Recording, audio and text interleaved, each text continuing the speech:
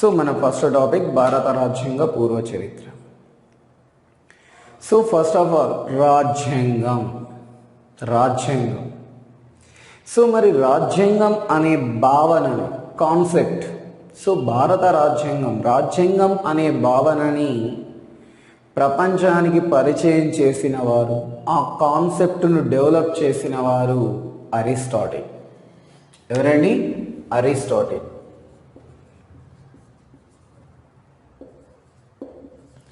So మరి రాజ్యాంగం అనే భావనను,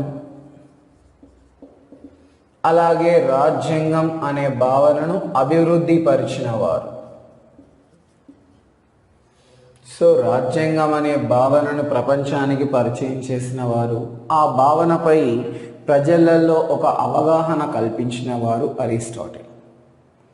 సో కాబట్టి రాజ్యాంగవాదాన్ని అభివృద్ధి పరిచిన మొట్టమొదటి వ్యక్తి, రాజ్యాంగం అనే ఆలోచనని కల్పించిన మొదటి వ్యక్తి అరిస్టాటిల్. ఈయన విశ్వ విజేతగా గుర్తించబడిన అలెగ్జాండర్ యొక్క గురువు. విశ్వ విజేత అయిన అలెగ్జాండర్ యొక్క గురువు అరిస్టాటిల్. మరి Aristotle the father of political science అంటాం. So the father of political science, రాజనీతి శాస్త్ర పితామహుడుగా కూడా మనం అరిస్టాటిల్ని పిలుస్తామండి. రాజనీతి శాస్త్ర పితామహుడుగా కూడా అరిస్టాటిల్ని పిలుస్తాం. మరి అరిస్టాటిల్ మనకి రాజ్యాంగం అనే ఆలోచనని కల్పించాడు. రాజ్యాంగం యొక్క ఇంపార్టెన్స్, దాని యొక్క ఆవశ్యకతపై మనకి ఒక అవగాహన కల్పించిన వ్యక్తి కాబట్టి రాజ్యాంగతావాదాన్ని అభివృద్ధి పరిచిన మొదటి వ్యక్తిగా అరిస్టాటిల్ను పిలుస్తాం. సో మరి అరిస్టాటిల్ 158 రాజ్యాంగాలు, 158 రాజ్యాంగాలని అధ్యయనం చేశారు. 158 రాజ్యాంగాలను అధ్యయనం చేసి వాటిలో ఉన్న సారాంశాన్ని అర్థం చేసుకొని ఆయన ఇచ్చిన స్టేట్మెంట్ ఏంటి అని అంటే, వ్యక్తి పాలన కంటే చట్ట పాలన ఉత్తమమైంది అంటాడు. వ్యక్తి పాలన కంటే చట్ట పాలన, వ్యక్తి పాలన కన్నా చట్ట పాలన చాలా ఉత్తమమైంది, శ్రేష్టమైంది అంటాడు అరిస్టాటిల్. సో రాజ్యాంగం అనే దానికి అరిస్టాటిల్ ఇచ్చిన డెఫినేషన్ ఏంటట?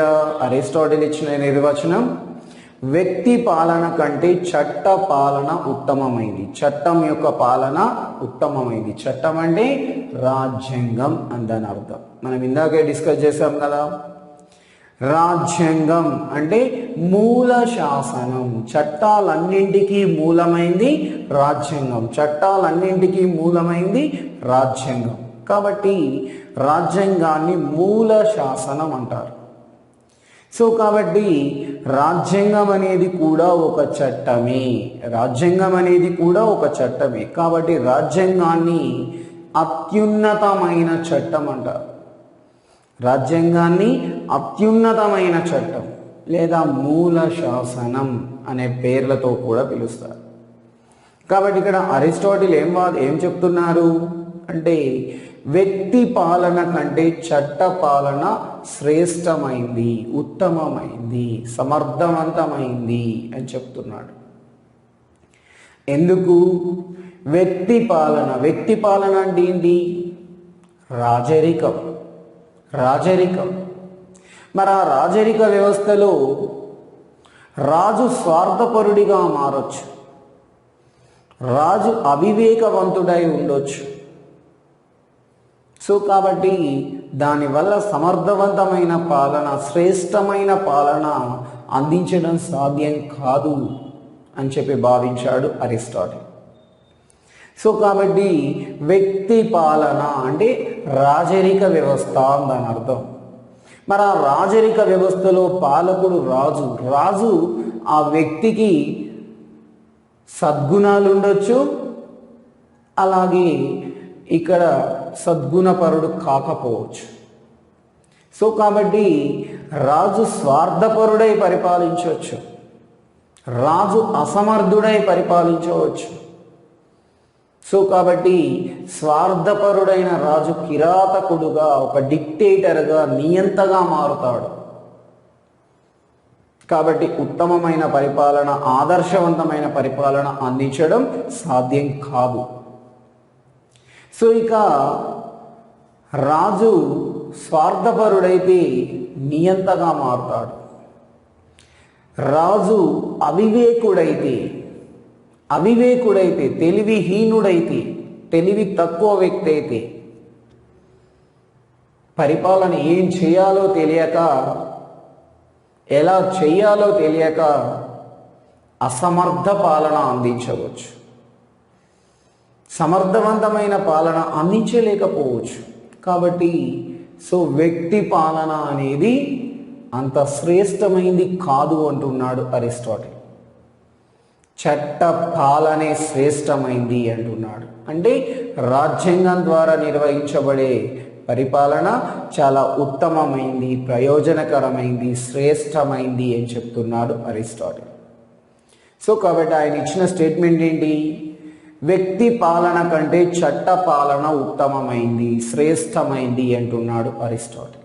సో ఈ విధంగా తను రాజ్యాంగ పాలనను, రాజ్యాంగబద్ధమైన పాలనా వ్యవస్థని తాను సమర్థించడం జరుగుతోంది అరిస్టాటిల్. సో అరిస్టాటిల్ యొక్క గురువు ప్లేటో.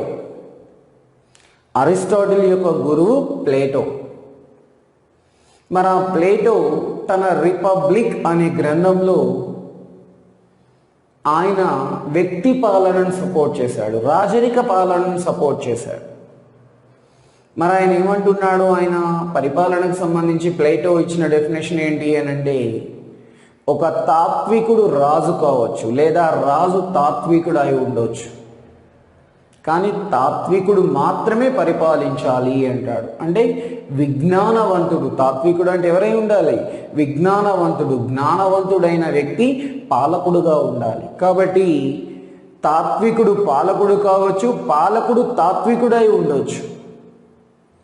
కాబట్టి ఆ తాత్విక పాలన అనేది చాలా ఉత్తమమైంది అని చెప్పి ప్రకటించాడు ప్లేటో తన రిపబ్లిక్ అనే గ్రంథంలో. మరి అరిస్టాటిల్ యొక్క గ్రంథం పాలిటిక్స్.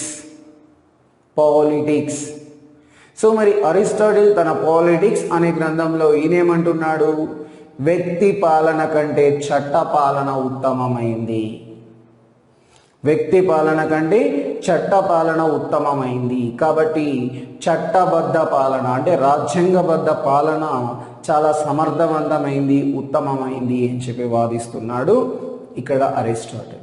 ఎందుకు రాజ్యాంగబద్ధ పాలన ఉత్తమమైందిగా ఎందుకు మారుతోంది అంటే, దేశంలో పాలకుడైన, పాలితుడైన ప్రజలైనా, పాలకుడైన రాజైనా సరే, పాలితుడైన ప్రజలైనా సరే ఆ రాజ్యాంగానికి కట్టుబడి ఉండాలి. కాబట్టి రాజ్యాంగం అనేది పాలకుడి యొక్క అధికారాలను, పౌరుడి యొక్క స్వేచ్ఛలను రెండింటినీ ప్రస్తావిస్తుంది. రెండింటికి ఒక బౌండరీ, ఒక సరిహద్దుని నిర్ణయిస్తుంది, వాటి పరిధిని నిర్ణయిస్తుంది. కాబట్టి సో రాజ్యాంగ పాలన చాలా ఉత్తమమైంది అంటున్నాడు. సో కాబట్టి రాజ్యాంగతావాదాన్ని అభివృద్ధి పరిచిన మొట్టమొదటి వ్యక్తి అరిస్టాటిల్. ఈయన విశ్వ విజేత అయిన అలెగ్జాండర్ గురువు. మరి ఆ విశ్వ విజేత అయిన అలెగ్జాండర్ గురువు మరి అరిస్టాటిల్కు సమకాలికుడైన భారతదేశ రాజనీతి తత్వవేత్త కౌటిల్యుడు. అరిస్టాటిల్కు సమకాలికుడైన వ్యక్తి భారత రాజనీతిజ్ఞుడు, భారత రాజనీతి తత్వవేత్త. మరి ఆ రాజనీతిజ్ఞుడుగా గుర్తించబడిన వ్యక్తి కౌటిల్యుడు. ఆయనకి చాణక్యుడు, విష్ణుగుప్తుడు అనే పేర్లు కూడా ఉన్నాయి. సో చాణక్యుడు, విష్ణుగుప్తుడు అనే పేర్లు కూడా ఉన్నాయి కౌటిల్యుడికి. కాబట్టి అరిస్టాటిల్కు సమకాలికుడైన వ్యక్తి తాత్వికుడు, భారతీయ తత్వవేత్త, రాజనీతిజ్ఞుడు కౌటిల్యుడు. ఓకే. సో మరి అరిస్టాటిల్ రాజ్యాంగతావాదాన్ని అభివృద్ధి పరిచిన మొదటి వ్యక్తి. ఆయన ఇచ్చిన స్టేట్మెంట్ ఏంటి ఇక్కడ? వ్యక్తి పాలన కంటే చట్టబద్ధ పాలన ఉత్తమమైంది, శ్రేష్టమైంది అంటున్నాడు అరిస్టాటిల్. ఈయన గురువు ప్లేటో. ప్లేటో గురువు సోక్రటీస్. సోక్రటీస్ గురువు సోఫిస్టులు. సోఫిస్టులు అంటే వేద పండితులు అని చెప్పి దాని అర్థం, సోఫిస్టులు. సో కాబట్టి మరి అరిస్టాటిల్ గురువు ప్లేటో, ప్లేటో గురువు సోక్రటీస్, సోక్రటీస్ గురువు సోఫిస్టులు. సో కాబట్టి వీళ్ళంతా తత్వవేత్తలు. మన హిందూ మతంలో అయితే వీళ్ళని ఏమని చెప్తాం? రాజగురువులు అని చెప్తాం, రాజగురువులు. సో మరి ఇక్కడ రాజ్యాంగం, మరి రాజ్యాంగతావాదాన్ని అభివృద్ధి పరిచాడు అరిస్టాటిల్. మరి రాజ్యాంగం యొక్క ఇంపార్టెన్స్ ఏంటి? రాజ్యాంగం యొక్క ఆవశ్యకత. సో మరి రాజ్యాంగం యొక్క ఆవశ్యకత. So what about the importance of constitution? So రాజ్యాంగం యొక్క ఆవశ్యకత ఏంటి? దానికి ఉన్న ప్రాముఖ్యత ఏంటి?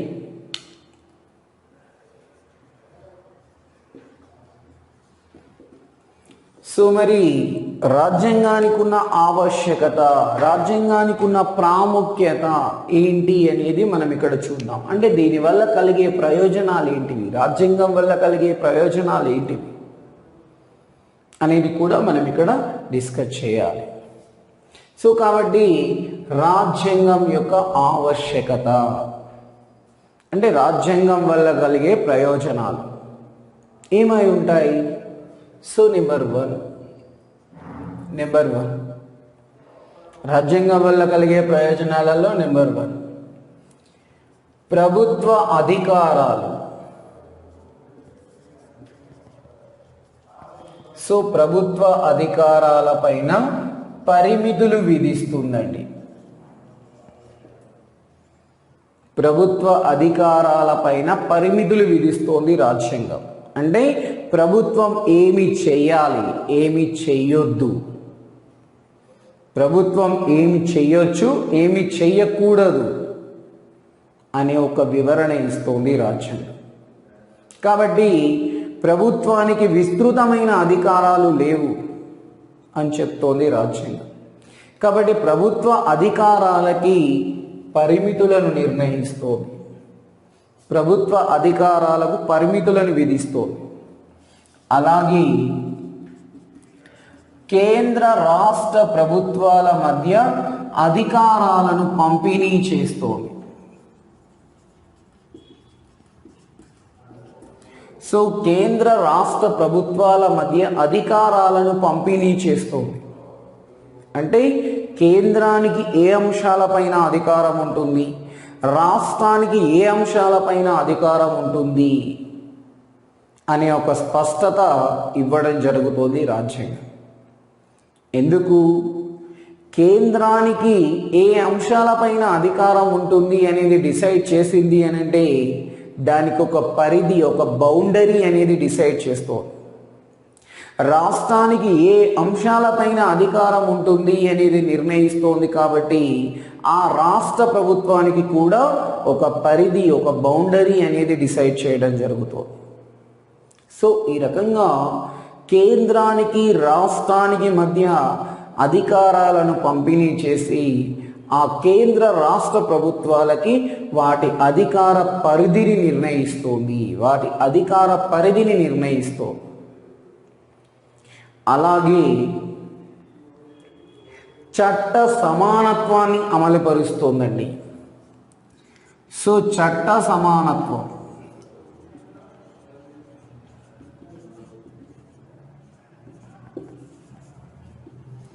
సో చట్ట సమానత్వాన్ని అమలుపరుస్తోంది. సమన్యాయ పాలనను అమలుపరుస్తోంది.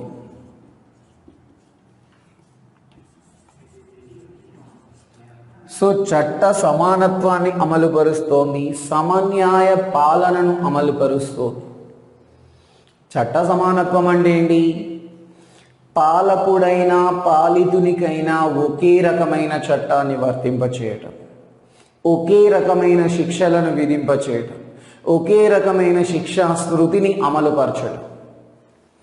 పాలకుడైనా పాలితులైనా ఇద్దరికి ఒకే రకమైన చట్టాన్ని అమలుపరచడం. పాలకుడు అంటే ప్రైమ్ మినిస్టర్ కావచ్చు, చీఫ్ మినిస్టర్ కావచ్చు, గవర్నర్ ఆఫ్ స్టేట్ కావచ్చు, ప్రెసిడెంట్ ఆఫ్ ఇండియా కావచ్చు, రాష్ట్రపతి కావచ్చు, ప్రధానమంత్రి కావచ్చు, గవర్నర్ కావచ్చు, ముఖ్యమంత్రి కావచ్చు. ఓకేనా? సో మరి వీళ్ళు పాలకులు. అలాగే పాలితులు, పీపుల్ ఆఫ్ ఇండియా, భారతదేశ ప్రజలు. సో మరి ఈ ప్రజలకు ఆ పాలకులకు ఇద్దరికి కూడా ఒకే రకమైన చట్టాన్ని విధించటం, ఒకే రకమైన చట్టాన్ని రూపొందించడం, దాన్ని వర్తింపచేయటం, ఆ చట్టం ప్రకారమే వాళ్ళు శిక్షలకు గురి చేయటం, ఆ చట్టం ప్రకారమే వాళ్ళను శిక్షించటం వంటి పద్ధతులని మనం ఇక్కడ ఏమంటున్నాం? చట్ట సమానత్వం. అంటే ఇక్కడ పాలకులకు ఎలాంటి మినహాయింపు ఉండదు. పాలకులకి ఎలాంటి మినహాయింపు ఉండదు.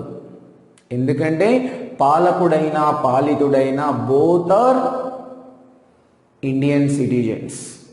వాళ్ళిద్దరు కూడా ఆ దేశ పౌరులు, భారతదేశ పౌరులు. సో కాబట్టి పౌరులందరికీ ఒకే రకమైన చట్టాలు వర్తిస్తాయి, ఒకే రకమైన శిక్షా స్మృతి అమల్లో ఉంటుంది, ఒకే రకమైన శిక్షా పద్ధతులు అమల్లో ఉంటాయి. సో దాన్ని చట్ట సమానత్వం అంటుంది. చట్ట సమానత్వం. ఓకేనా? సో మరి దాన్నే ఇక్కడ సమన్యాయ పాలన, అందరికీ సమానంగా న్యాయాన్ని అందింపచేయటం. సమన్యాయ పాలన అంటే సో ప్రతి పౌరుడికి కూడా సమానమైన న్యాయాన్ని అందింపచేయాలి. సమానమైన న్యాయాన్ని అందింపచేస్తుంది రాజ్యాంగం. అలా సమానమైన న్యాయం ఎందులో? సామాజిక రంగంలో సమానమైన న్యాయాన్ని అందింపచేయాలి, రాజకీయ రంగంలో సమానమైన న్యాయాన్ని అందింపచేయాలి, ఆర్థిక రంగంలో కూడా సమానమైన న్యాయాన్ని అందింపచేయాలి. సామాజిక రంగంలో సమానమైన న్యాయం అంటే ఏంటి? సమాజం కులం మరియు మతం అనే రెండు అంశాల ఆధారంగా విభజనకు గురైపోయింది. ఉన్నత కులం, దిగువ కులం, ఉన్నత మతం, దిగువ మతం అని చెప్పి ఈ యొక్క క్యాస్ట్ అండ్ రిలీజియన్ అనేటివి సోషల్ ఇష్యూస్, సామాజిక అంశాలు. మరి సామాజిక అంశాల ఆధారంగా సమాజం రెండు ముక్కలుగా డివైడ్ అయిపోయింది. ఉన్నత, దిగువ, అప్పర్, లోయర్. సో మరి ఆ ఉన్నత, దిగువ అనే వర్గాలుగా విభజనకు గురయ్యాయి. దేని ఆధారంగా అంటే రిలీజియన్, మతం ఆధారంగా, క్యాస్ట్, కులం ఆధారంగా. కాబట్టి ఆ విభజన రేఖను తొలగించాలి. ఆ విభజన రేఖను తొలగిస్తే సామాజిక సమానత్వం వస్తుంది. సామాజిక అసమానత నిర్మూలిస్తే సామాజిక సమానత్వం వస్తుంది. ఆర్థిక అసమానతలు నిర్మూలిస్తే ఆర్థిక సమానత్వం ప్రసాదించబడుతుంది. మరి ఆర్థిక అసమానతలు అంటే ఏంటివి? యజమాని కార్మికుడు, యజమాని కార్మికుడు, పేదవారు ధనికులు, పేదవారు ధనికులు. సో మరి రిచ్ పీపుల్, పూర్ పీపుల్, అలాగే company holders, company workers. So మరి ఈ విభజన అనేది ఆర్థిక అంశాల ఆధారంగా, డబ్బు ఆధారంగా, ధనం ఆధారంగా, సంపద ఆధారంగా విభజనకు గురైంది సమాజం.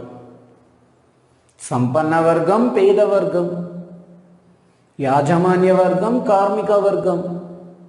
కాబట్టి ఈ ఆర్థిక అసమానతలు అంతం చేయాలి, ఆర్థిక అసమానతలు నిర్మూలిస్తూ రావాలి, తగ్గిస్తూ రావాలి. అప్పుడు ఆర్థిక సమానత్వం అనేది ప్రసాదించబడుతుంది. అలాగే రాజకీయ న్యాయం, రాజకీయ సమానత్వం.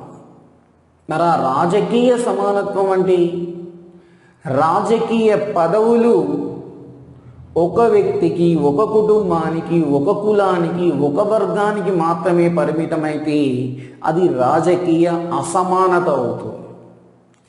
మరలా ఒక వ్యక్తికి, ఒక కుటుంబానికి, ఒక కులానికి, ఒక వర్గానికి మాత్రమే పరిమితమైతే అది రాజకీయ అసమానత. మరి ఆ అసమానతలు తగ్గించి రాజకీయ పదవులు అందరికీ అన్ని పదవులు అందుబాటులో ఉంచడమే రాజకీయ సమానత్వం, రాజకీయ సమన్యాయం.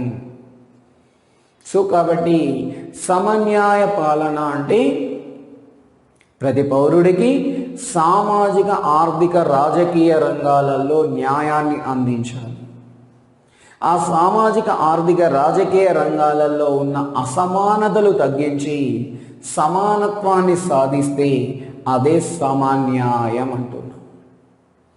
సో మరి ఆ విధంగా పౌరుడికి సామాజిక, ఆర్థిక, రాజకీయ రంగాలలో సమన్యాయాన్ని అమలుపరచడానికి రాజ్యాంగం కృషి చేస్తుంది. దాన్ని సమన్యాయ పాలనను అమలుపరుస్తుంది అని చెప్తున్నాం. అలాగే ఇంకేం చేస్తుందండి?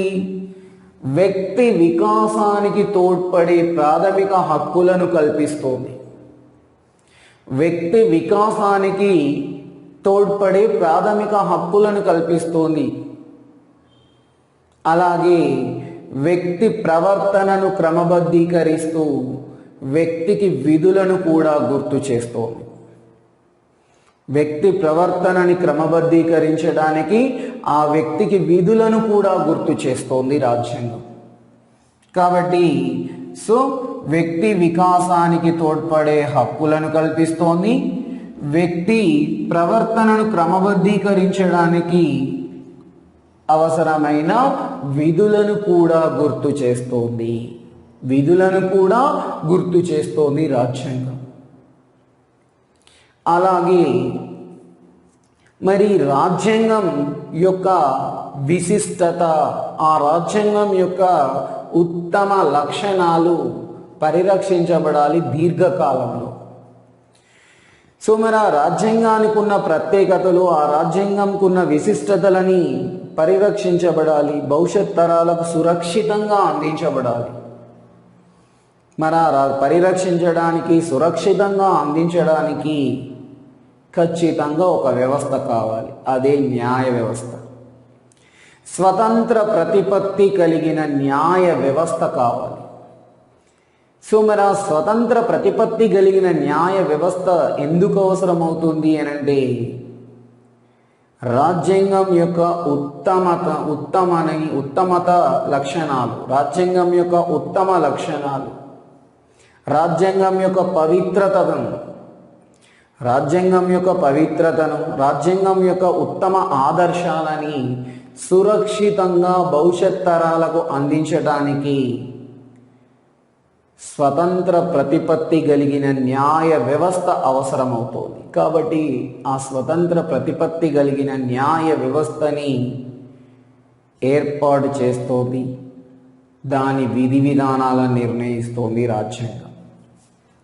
సో కాబట్టి స్వతంత్ర ప్రతిపత్తి కలిగిన న్యాయ వ్యవస్థ.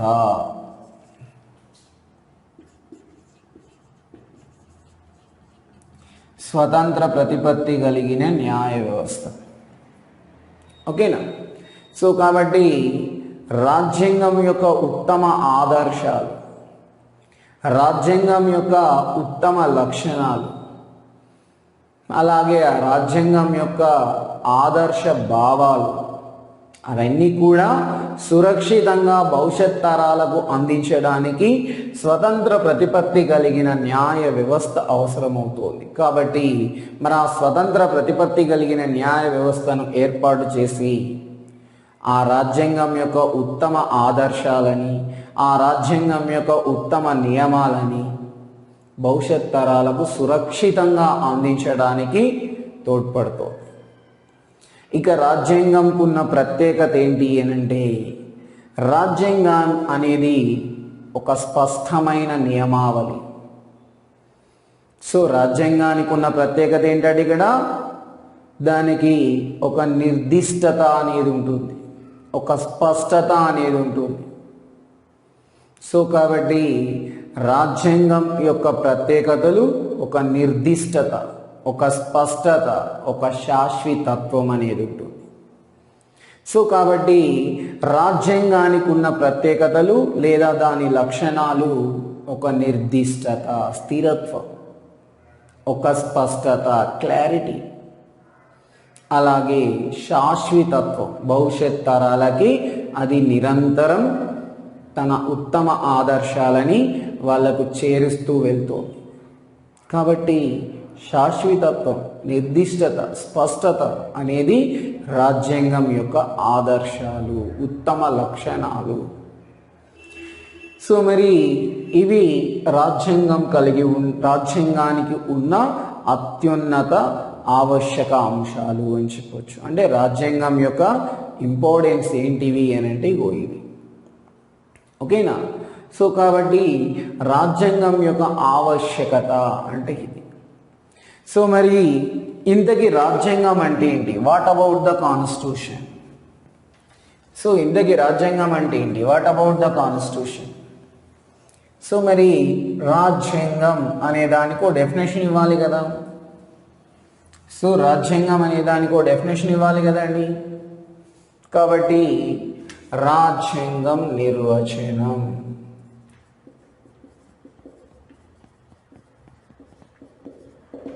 సో రాజ్యాంగం యొక్క నిర్వచనం. మరి ఆ రాజ్యాంగం యొక్క నిర్వచనం ఏంటి అంటే మనం ఇందాకే చెప్పుకున్నాం, రాజ్యాంగానికి 3 లక్షణాలు ఉంటాయి. 1 శాశ్వతత్వం, 2 నిర్దిష్టత, స్థిరత్వం, 3 స్పష్టత. సో కాబట్టి మరి మనకు రాజ్యాంగానికి ఒక నిర్వచనం. సో ప్రభుత్వాలు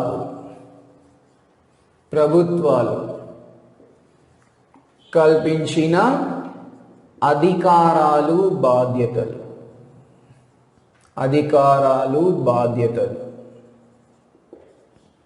అలాగే పౌరుడు కల్పించిన హక్కులు మరియు విధులు. పౌరుడికి కల్పించిన హక్కులు, విధులు, వీటికి సంబంధించి పొందుపరిచిన ఒక లిఖిత పత్రాన్ని రాజ్యాంగం అంటారండి. లిఖిత పత్రం ఇది. సో లిఖిత పత్రాన్ని రాజ్యాంగం అంటారు. ఓకేనా? సో ప్రతి దేశంలో కూడా ఒక ప్రభుత్వం ఉంటుంది. మరి ఆ ప్రభుత్వానికి కల్పించబడిన అధికారాలు ఏంటివి? ఆ ప్రభుత్వానికి కల్పించబడిన బాధ్యతలు ఏంటివి? ఆ దేశంలో నివసించే ప్రజలకి ఎలాంటి హక్కులు కల్పించారు, ఆ ప్రజలకు ఎలాంటి విధులను కల్పించారు అనే స్పష్టతనిస్తూ పొందుపరిచిన ఒక లిఖిత పత్రాన్ని రాజ్యాంగం అంటారు. అంటే రాజ్యాంగంలో ఏ అంశాలు వస్తాయి, రాజ్యాంగంలో ఏ అంశాలను ప్రస్తావిస్తారు అంటే ఇవి: ప్రభుత్వానికి కల్పించబడిన అధికారాలు, బాధ్యతలు, పౌరుడికి కల్పించబడిన హక్కులు, విధులు, వీటికి సంబంధించి ప్రస్తావించబడిన లిఖిత పత్రమే ఒక రాజ్యాంగం. ఇది రాజ్యాంగానికి ఇచ్చే డెఫినేషన్. ఓకేనా? రాజ్యాంగానికి ఇచ్చే డెఫినేషన్. దీన్ని మరికొంతమంది పొలిటికల్ ఫిలాసఫర్స్ మరో రకంగా కూడా దీనికి డెఫినేషన్ ఇచ్చారు. ఏమని? Basic principles of governance. So constitution అంటే ఏంటి? What about the constitution? The basic principles of governance. పరిపాలనకు సంబంధించిన మౌలిక